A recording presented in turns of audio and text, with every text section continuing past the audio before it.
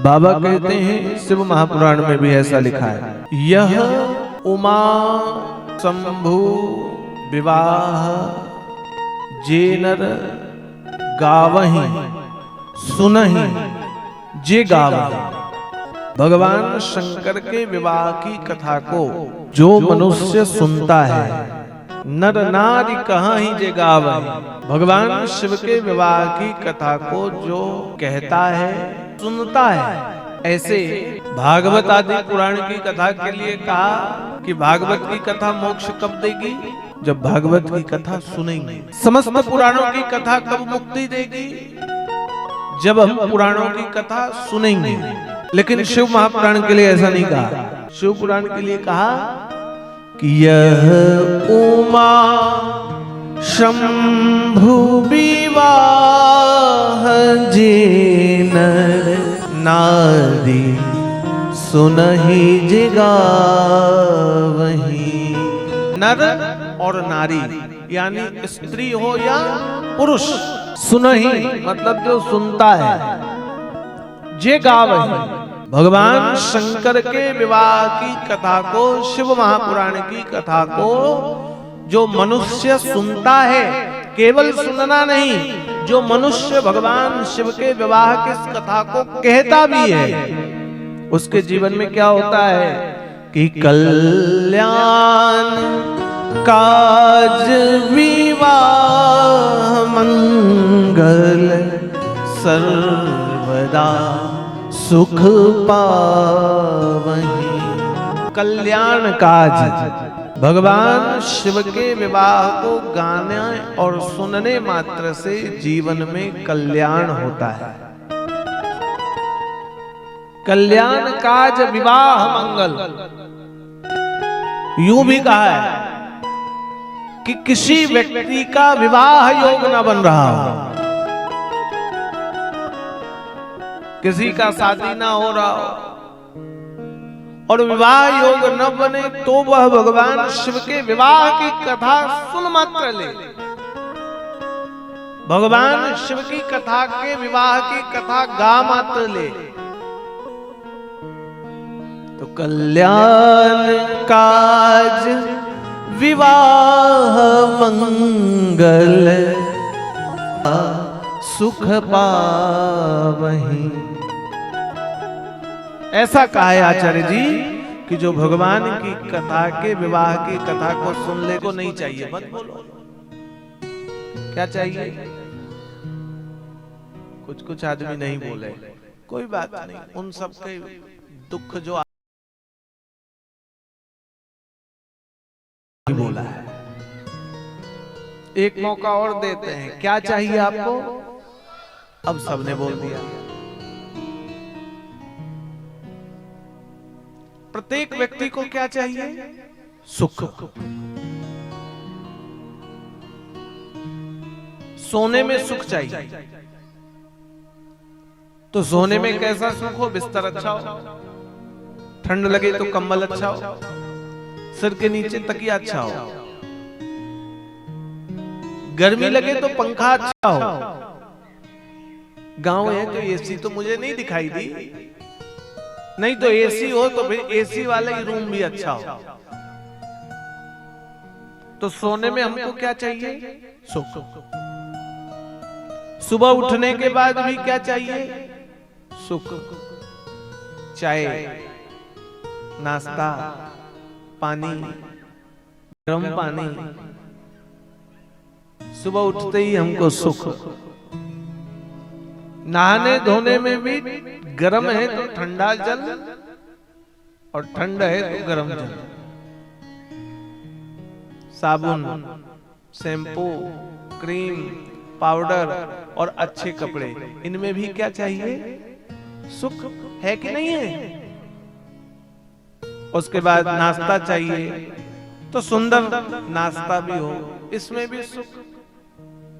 हम कोई काम करने जा रहे हैं, ऑफिस हो, दुकान हो, तो वहां भी क्या चाहिए? पत्नी हो, बच्चे हो, पति हो, अच्छे से बात करें, उसमें भी क्या चाहिए? यानी हमको सुबह से शाम और शाम से सुबह तक क्या चाहिए? सुख। अब बंधुओं विचार करो, हमारे पास सुख ज्यादा है कि दुख ज्यादा है? चिंतन करो, सुख ज्यादा है कि दुख ज्यादा है? हाँ? दुख क्या ज्यादा है? कितनों को लगता है सुख ज्यादा है? वो हाथ उठाइए, जल्दी उठाओ। देखो बूढ़ी बूढ़ी अम्मा हाथ उठा दी। आप लोगों को सुख नहीं जीवन में। अच्छा, किनको लगता है जीवन में दुख ज्यादा है? वो हाथ उठाओ। और आप लोगों को क्या है, सब बराबर है? अच्छा, बूढ़ी अम्मा लोग इसलिए हाथ उठा दी कि रोटी बनाना नहीं पड़ रहा है।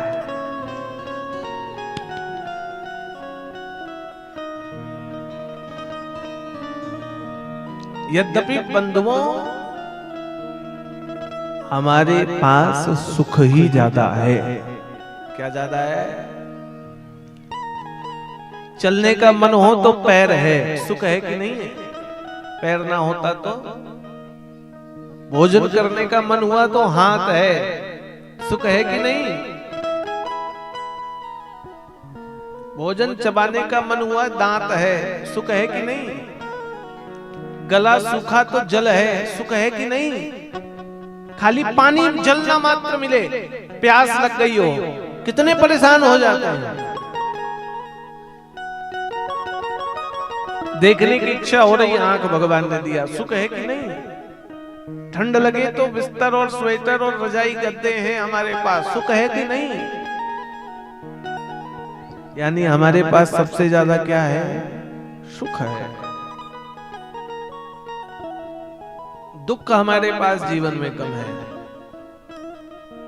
लेकिन कल्याण काज विवाह मंगल सर्वदा सुख पावहीं। जब हमारे पास सुख पहले से ही है, आचार्य जी, सुख तो हमारे पास पहले से ही है। बिस्तर पहले से ही है, बात करो, फोन पहले से है, फोन में रिचार्ज भी पहले से ही है। 1 घंटे करो चाहे 2 घंटे करो। अंबानी जी ने तो भाई अनलिमिटेड दे दिया है। फोन में 1 महीने का रिचार्ज करो, 28 दिन का कितने 300-400 का होता है। और 1 घंटा करो, 2 घंटा करो, 3 घंटा करो, नींद आ जाए तो बात करते करते सो जाओ। क्या? तो फिर भगवान की कथावा में कौन सा सुख है? यहां भगवान ने लिखा, सर्वदा सुख पावहीं। जब हमें सुख मिल ही रहा है तो हम कथा क्यों सुने? यहां भगवान ने कहा कि जो उमा, यह उमा शंभु विवाह जे नर नारी कहीं जे गावहीं, कल्याण काज विवाह मंगल सर्वदा सुख पावहीं। उनके जीवन में सदैव सुख है। सुबह उठने में सुख ही है, प्यास लगे पीने में सुख है, भूख लगे हमारे अवधेश भैया भोजन करा ही देते हैं। फिर कौन सा सुख रह गया? हमारी कौन सी सुख की पूर्ति नहीं हुई? कौन सा सुख रह गया? और शिव महापुराण के विवाह, भगवान शिव के विवाह से हमको कौन सा सुख मिलेगा? तो यहां सुख कौन सा मिलेगा?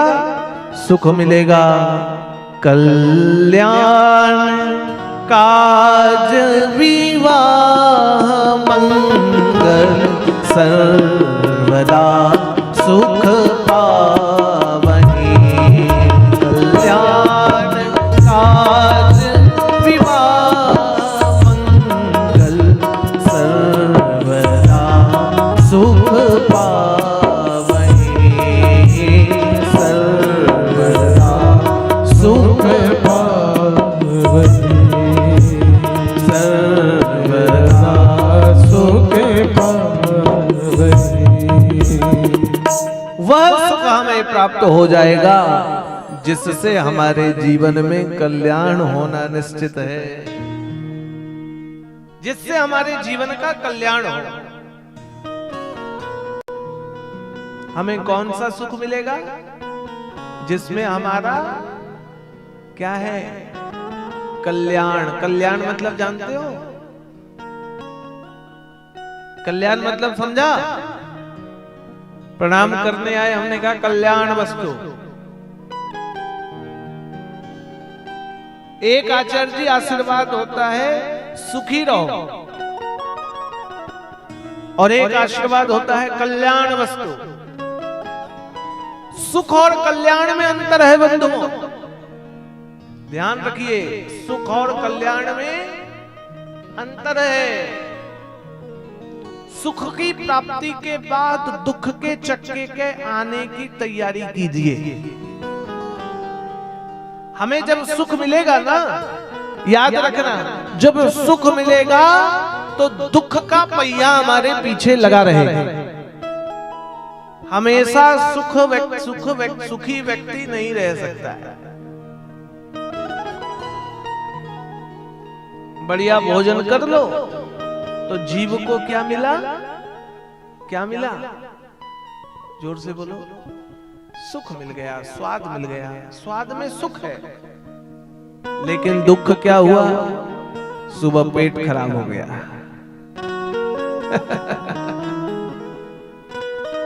इसलिए याद रखें, कल्याण और सुख में अंतर है। सुख के बाद दुख को भोगना होगा, और कल्याण के बाद प्रभु की प्राप्ति हो जाती है, जीवन का कल्याण हो जाता है। इसलिए कल्याण काज विवाह मंगल सर्वदा सुख पावै। जीव के जीवन में कल्याण आ जाता है यदि उसने भगवान शंकर के विवाह की कथा को सुन लिया, यदि भगवान की कथा को सुन लिया। बंधुओं, अपने मन को ले चलिए कैलाश पर्वत पे। कहां ले चलिए? कैलाश पर्वत पे। अब कथा श्री कैलाश की शुरू हो रही है। बाबा कहते हैं, बहुत सुंदर कथा है कि परम रम्य गिरिवर कैलासु, परम रम्य गिरिवर कैलासु, परम रम्य गिरिवर कैलासु, परम रम्य गिरिवर कैलासु, सदा जहां शिव उमा निवासु, सदा जहां शिव उमा निवासु, सदा जहां शिव उमा निवासु, सदा जहां शिव उमा निवासु, तेरी गिरि पर्वत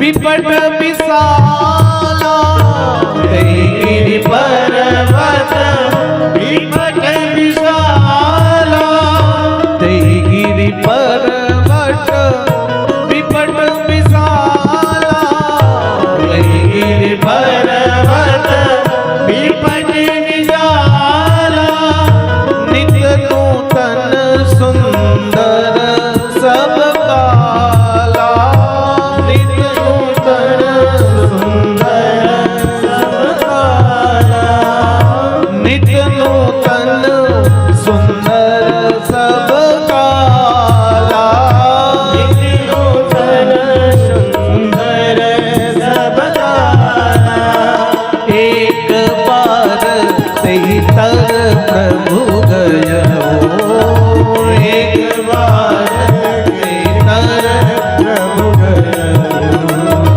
तरु बिलौकी और अति सुख भयो, तरु बिलौकी और अति सुख भयो, और अति सुख भयो, और अति सुख भयो, और अति सुख भयो।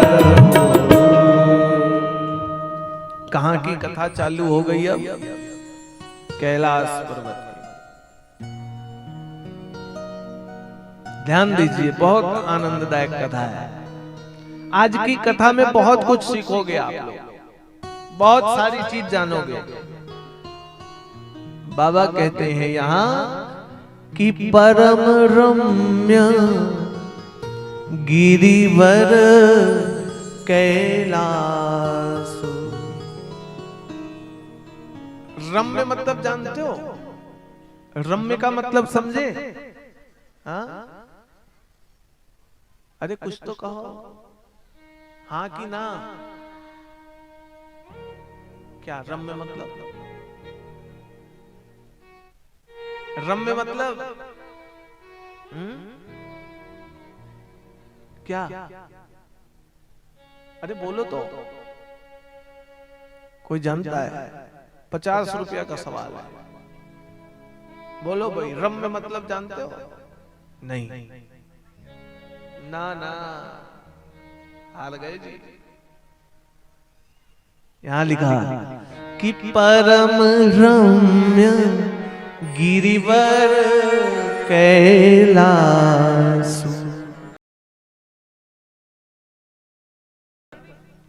जो मन को मोहित कर, जैसे आप इस पांडाल में आए तो रम्य है, पांडाल सुंदर है, कहीं भी खड़े होकर लोग फोटो खिंचा लेते, छाता पकड़ के खिंचा लेते। इतने छाता लगे। पहले दिन में आया, मैंने कहा बारिश का मौसम तो नहीं है। बोले क्यों महाराज, हमने छाता काहे लगा दिए? तो ये सो है। रम्य मतलब रमणीक। कैलाश पर्वत कैसा है? रमणीक है, देखने पर मन को मोहित कर लेता है। बड़ा श्रेष्ठ है कैलाश, अद्भुत है कैलाश नगरी। बंधुओं, आप लोग हिमालय के उन क्षेत्र पर नहीं गए हो? मैं हिमालय में बहुत घूमा हूं। अपने सन्यास के इस काल में बहुत पहाड़ों की यात्राएं की, पैदल चल चल के बहुत दूर दूर तक गया हूं। 30-30, 40-40 के -8 डिग्री के टेम्परेचर में रहा हूं। कितना? -8। आपके यहाँ मुझे लगता है अभी 28 होगा। 28। यहाँ तो हम लोगों को गर्मी लग रही है। मैं कथा करके जाता हूँ तो मेरे अंदर की बनियान सब गीली रहती है। आप लोग स्वेटर टोपी कैसे लगाए हो भगवान जाने। मैं केवल जाता हूँ तो बस 10-15 मिनट के लिए वो जैकेट पहन लेता हूँ, वो दिखावे के लिए। जैकेट खरीदा तो पहनना तो पड़ेगा, मन भर जाए कि हाँ ठंड लग गई, इसके लिए यहां से जाते हैं तो जैकेट पहन लेते हैं, और फिर थोड़ी देर बाद उतार। दिन में तो पसीना पसीना आ जाता है। हमारे सभी लोग रात पंखा चला के सोते हैं। जब महारथी लोग पंखा चलाए, हम भी खिड़की खोलकर सोते हैं, हवा लगे ठंडी। तो मैं -8 डिग्री के टेम्परेचर तक गया हूं। 8 डिग्री के टेम्परेचर में बंधुओं वहां रहा हूं जहां ऑक्सीजन 0 है, हवा नहीं है। रात को सो जाएं तो शीत की जो बर्फ गिरेगी वो आपके कपड़े को भी टाइट कर देती है। हम गए उधर केदार ताल, चीन के बॉर्डर तक पैदल। वहां इतना ठंड कि नित्य कर्म करने के लिए बर्फ ही मिलता है। शौच कर लिए तो हाथ धोने के लिए बर्फ को ही हाथ में घिस लो। स्नान का तो भूल ही जाओ, जल ही नहीं। थोड़ा बहुत जल मिल जाए झरने वरने का तो वो पीने वीने के लिए। हम लोग गए तो सिलेंडर ले गए, छोटा वाला आता है ना 5-10 किलो वाला, ऊपर भरनी रहती है उसपे, क्या बोलते, भरनी बोलते हैं ना, वो ले गए ऊपर की। भैया रोटी वोटी बनाएंगे, 2-4 दिन रहेंगे, भजन करेंगे। पैदल चले 30 किलोमीटर, चीन के बॉर्डर तक पहुंचे, बैठे तंबू लगाए। शाम के 3 बजे इतनी हवा लगने लग गई, इतनी ठंड -8 डिग्री में कि गैस भी जम गया सिलेंडर। बड़ी मुश्किल से गरम घस घुस के 4 रोटी बनी। 1-8 घंटे में 4 रोटी बन पाई। आटा सानने की हिम्मत नहीं किसी को, और सान लिया तो वो तवे में पके नहीं रोटी। तावे के आंच में हाथ रख दो हाथ नहीं चल रहा, क्योंकि हाथ तो बर्फ जैसे कड़े हो गए। हम लोग आए जब नीचे तो चेहरे वहरे फट गए थे, होंठ फट गए। वहां की हवा यदि आपके शरीर में लग जाए ना तो शरीर फाड़ दे, सूखी ठंड बोलते हैं उसको। हमने पहाड़ों की यात्राएं की, और पहाड़ रमणीक पहाड़ होते हैं। पर्वत, कैलाश का पर्वत अद्भुत है बंधुओं, साधना के क्षेत्र में अद्भुत है। आप एक बार ओम का उच्चारण करेंगे ना तो 3 बार आवाज घूमेगी। आप 30 सेकंड बोलेंगे तो 1 मिनट तक आवाज घूमती पहाड़ों में। आपने ओम बोला तो इधर से लेकर उधर, उधर से लेकर इधर पहाड़ों में टकराती आवाज। कैलाश इतना रमणीक स्थल है, अद्भुत है कैलाश। इसलिए कहा कि परम रम्य गिरिवर कैलासु। कौन रहता है वहां?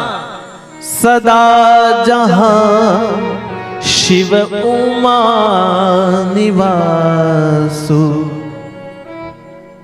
कैलाश में सदा सदैव भगवान शिव और माता पार्वती रहते हैं। कैलाश में सदैव। अभी ये 2025 चल रहा है, 26 में मैं मानसरोवर की यात्रा पर जाऊंगा कैलाश।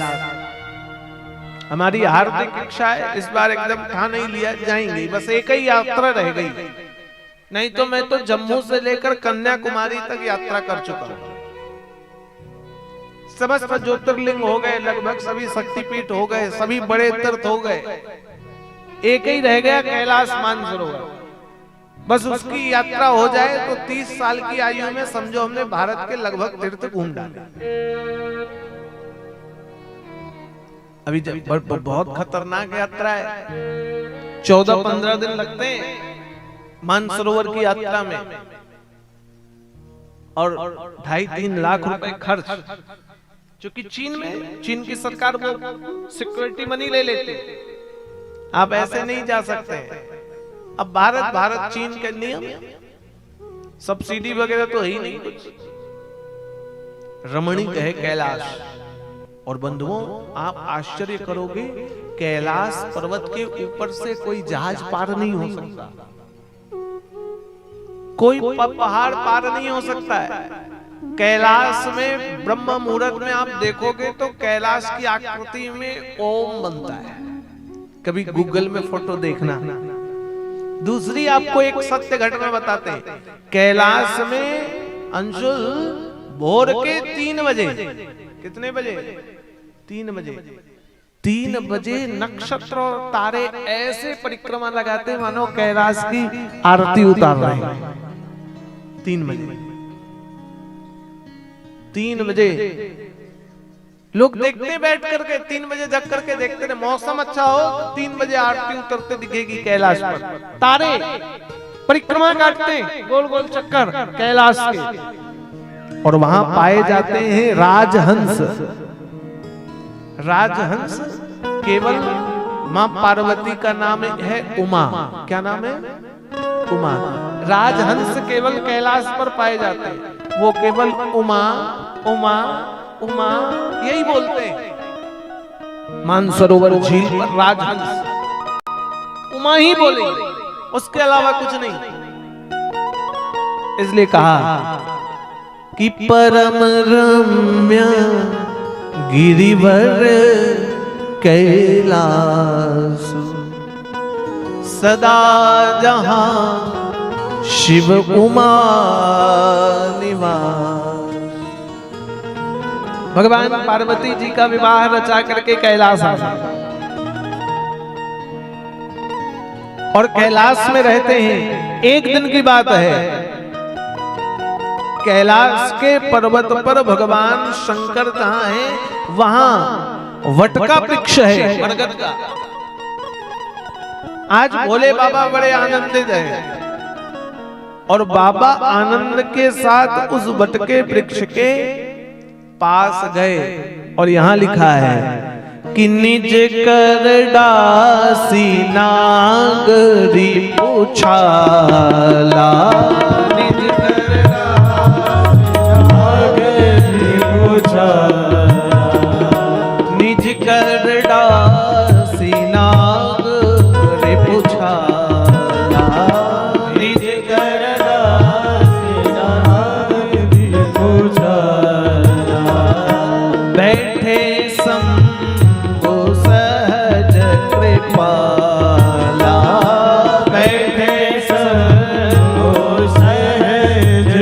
कृपाला। बैठे शंभु सहज कृपाला। बैठे शंभु सहज कृपाला। पार्वती भल अवसर जानी। पार्वती भल अवसर जानी। पार्वती भल अवसर जानी। पार्वती भल अवसर जानी। गई शंभु महिमात भवानी। गई शंभु महिमात भवानी। गई शंभु महिमात भवानी। गई शंभु महिमात भवानी। जान प्रिया आदर कीना।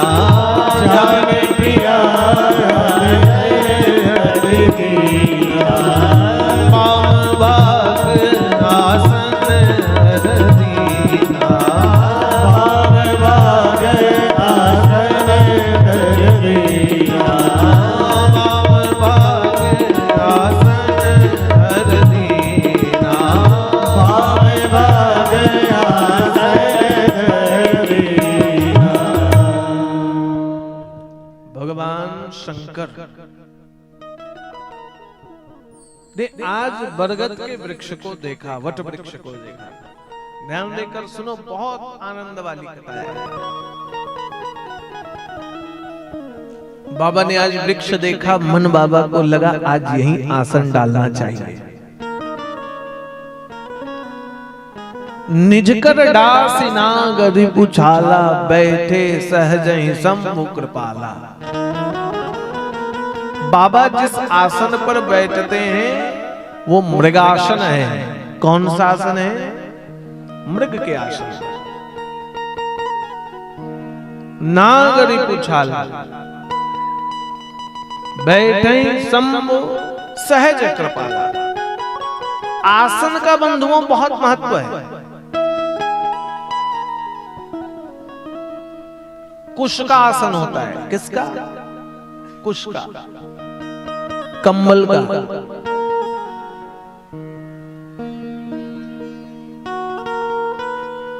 फिर मृग चर्म का,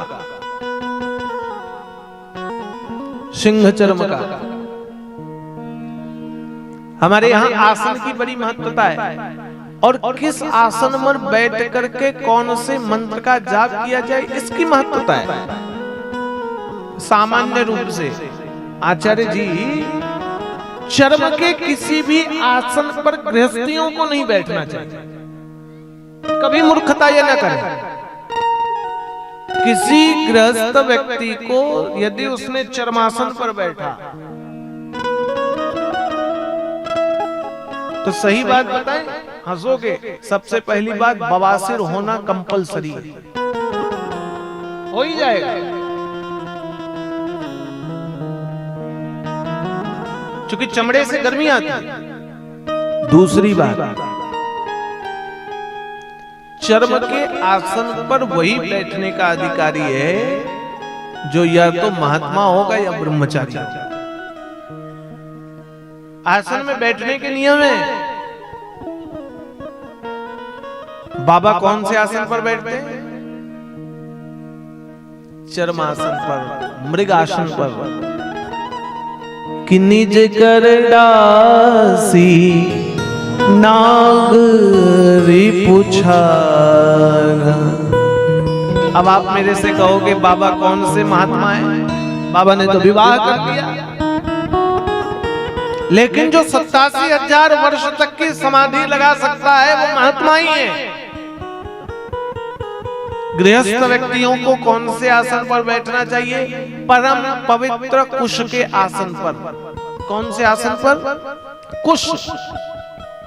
दूसरा, गृहस्थ आदमी कुशासन न मिले तो कंबल के आसन पर बैठे। कंबल का बना हुआ आसन हो। मार्केट पर मिल जाता है। ऊन का बना हुआ आसन हो, ऊन और कंबल ये अपवित्र अशुद्ध नहीं माने गए।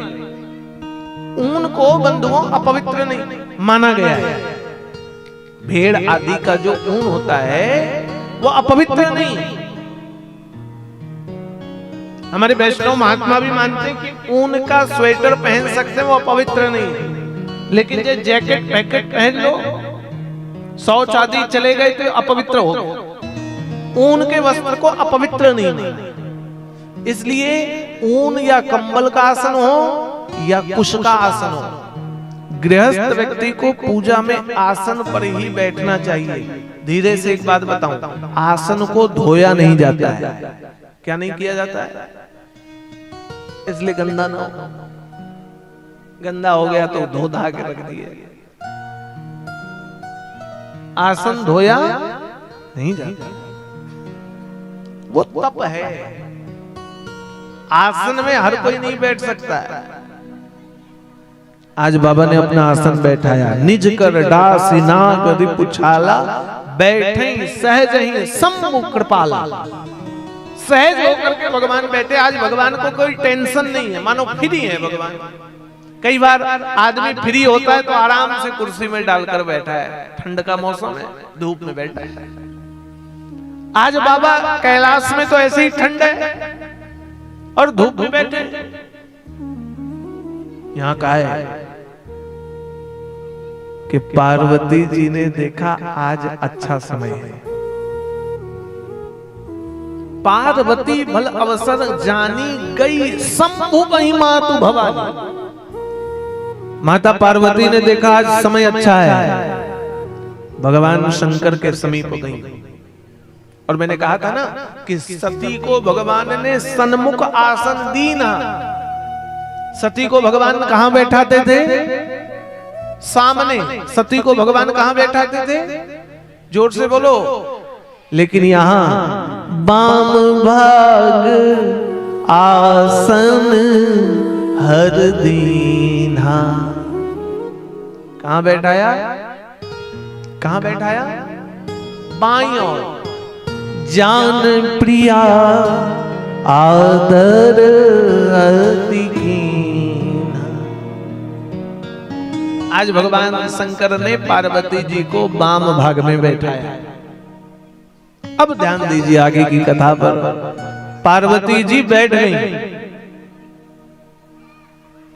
आज पार्वती जी निवेदन कर रही है, प्रभु मैं जानती हूं क्या कि पूर्व जन्म में मेरे साथ क्या हुआ। मैं सती थी, बैठे शिव समीप हर्षाई, पूर्व जन्म कथा चित आई।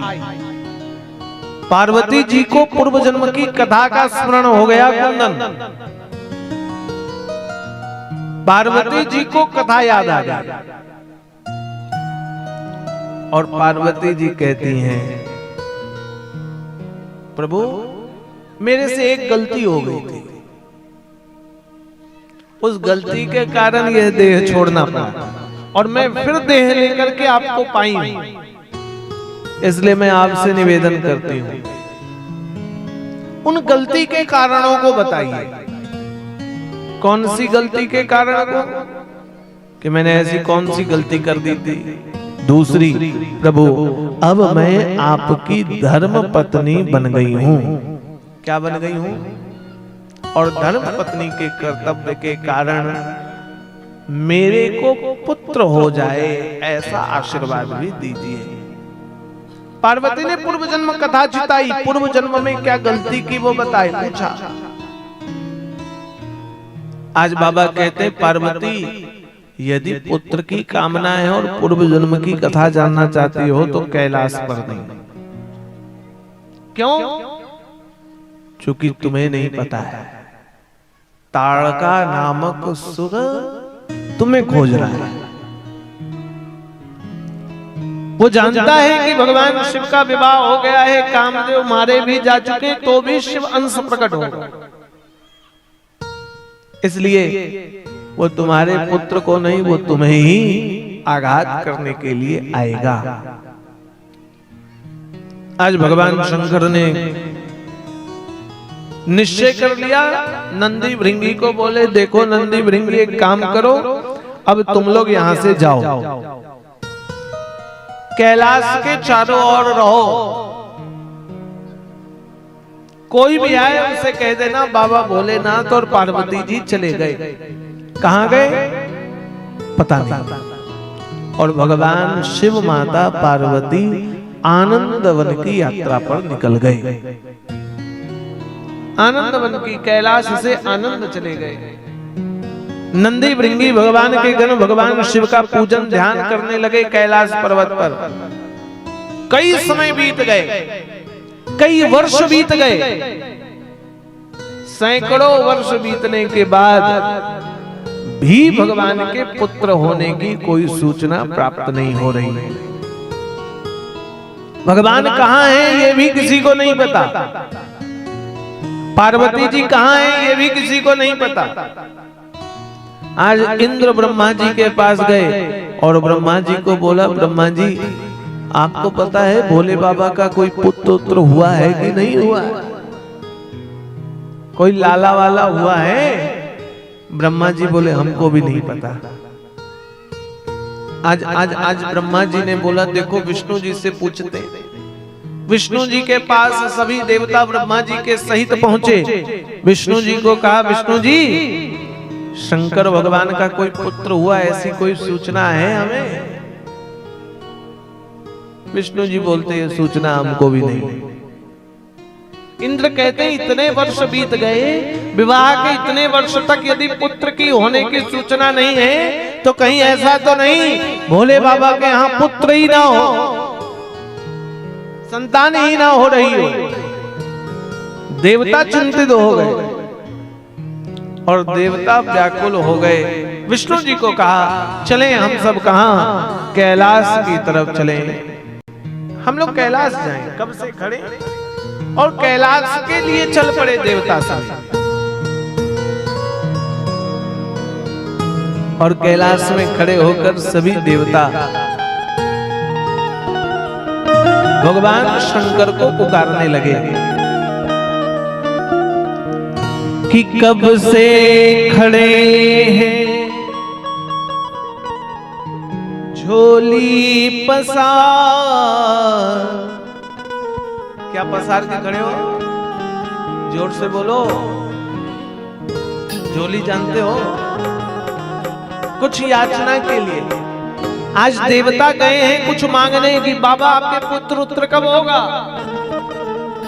और आप लोग भी श्रद्धा से बाबा से मांग लो। क्या? घर की शांति, गांव की समृद्धि, अपने जीवन की खुशी, और भाव से कहो कि कब से खड़े हैं झोली पसार, क्यों ना सुने तू मेरी पुकार। बड़ा ही दयालु है मेरे भोले बाबा, बड़ा ही दयालु है मेरे भोले बाबा। कब से खड़े हैं झोली पसार, क्यों ना सुने तो मेरी पुकार। कब से खड़े हैं झोली पसार, क्यों ना सुने तो मेरी पुकार। मेरा ही सहारा है मेरे भोले बाबा, तेरा ही सहारा है मेरे भोले बाबा। मुझे तेरा ही सहारा है मेरे भोले बाबा। मुझे तेरा ही सहारा है मेरे भोले बाबा।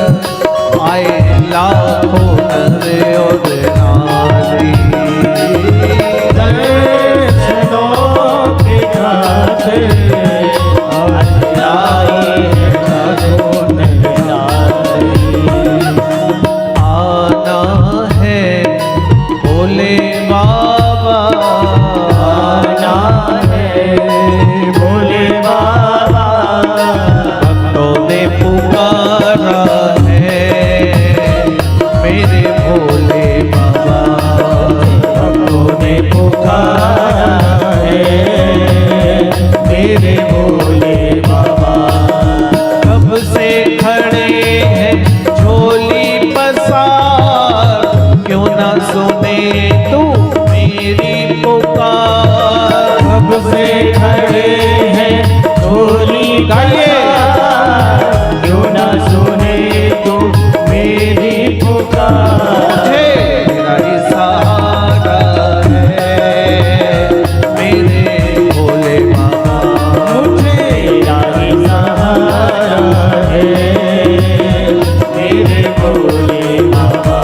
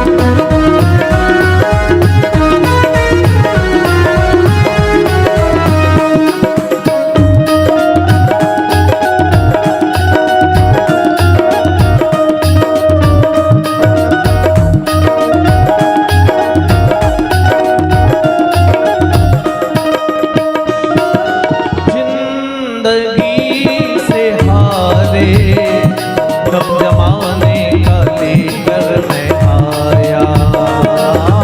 जिंदगी से हारे कब जमाने का लेकर आए।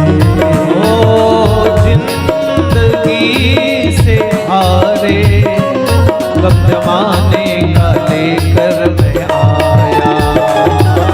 जिंदगी से हारे कब जमाने का लेकर मैं आया। तू बता जहाँ में लोग अपने हुए क्यों पराया। बता जहाँ में लोग अपने हुए ना पराए। तेरे सिवा दुनिया में, तेरे सिवा दुनिया में कोई ना हमारा है मेरे भोले बाबा। कोई ना हमारा है मेरे भोले बाबा। कब से खड़े हैं झोली पसार, क्यों ना सुने तू मेरी पुकार। कब से खड़े हैं झोली पसार, क्यों ना सुने तू मेरी पुकार। मुझे तेरा ही सहारा है मेरे भोले बाबा। मुझे तेरा ही सहारा है मेरे भोले बाबा। ताली बजा सके प्रेम से।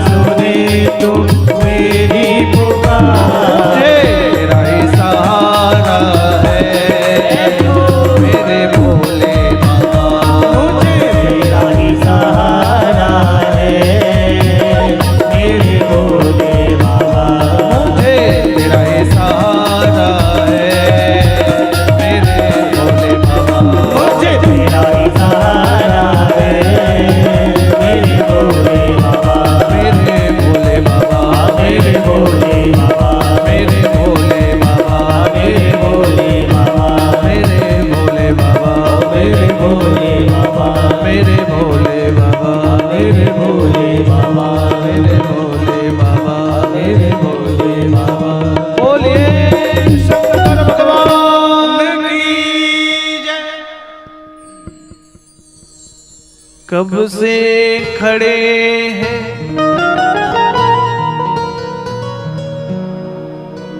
आवाज खत्म। अरे कब से खड़े हैं, जिसकी आवाज आएगी उसी को मिलेगा, ये भी ध्यान रखो, प्रेम से बोलो। अरे कब से खड़े हैं झोली, क्यों ना सुने तू मेरी, तेरा ही सहारा है मेरे, मुझे तेरा ही सहारा है मेरे भोले बाबा। रास्ता न सूझे कहाँ जाए मुसीबत के मारे, रास्ता न सूझे कहाँ जाए मुसीबत के मारे, रास्ता न सूझे कहाँ जाए मुसीबत के मारे, रास्ता न सूझे सब कोई गाइए। कहाँ जाए मुसीबत के मारे, आसरा है तेरा, दूर कर दो ये संकट हमारे, आसरा है तेरा, दूर कर दो ये संकट हमारे। बाबा से एक ही बात कहो कि बाबा संसार में कोई रास्ता दिखाई दिखाई दिखाई, जोर से बोलो दिखाई। इसलिए हमारे संकट कौन हरेगा, और ये भी कहो अरे सुनते हैं तूने ही, सुनते हैं सुनते हैं तूने ही, गाइए।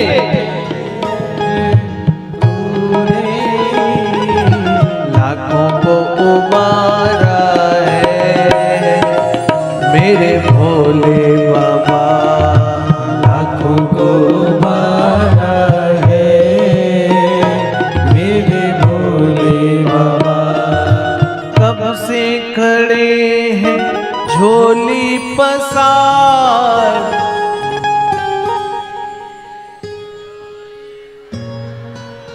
क्यों ना सुने तू मेरी पुकार, क्यों ना तेरा ही सहारा,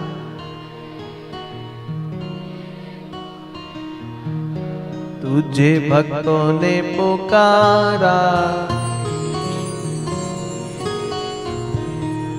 अतिथि लोग, आप लोग भी थोड़ा जोर से बोल लो।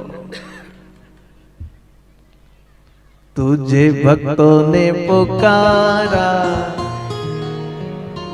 मेरे भोले बाबा, तुझे देवरी ने पुकारा।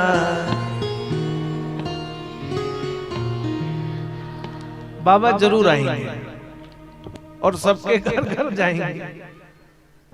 एक ही प्रार्थना होना चाहिए कि जिंदगी से हारे गम जमाने का लेकर मैं आया, तू बता जहां में लोग अपने हुए क्यों पराए, तेरे सिवा दुनिया में कोई ना हमारा है। ओ मेरे भोले बाबा, तेरे सिवा दुनिया में कोई दूसरा नहीं है।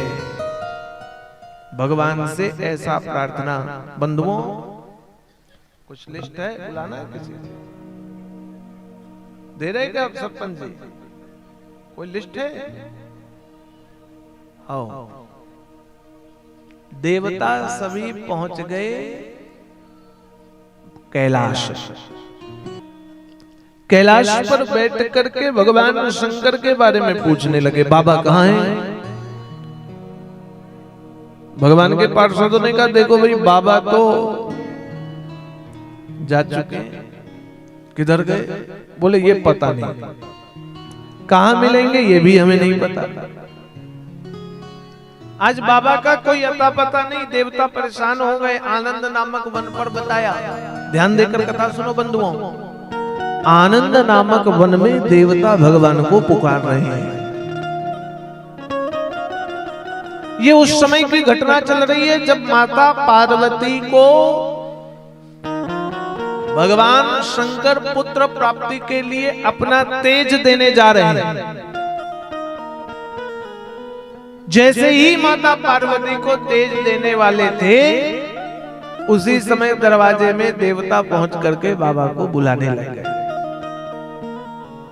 आज बाबा ने तेज दिए बगैर दरवाजे से बाहर आ गए। विष्णु जी ने, ब्रह्मा जी ने पूछा, प्रभु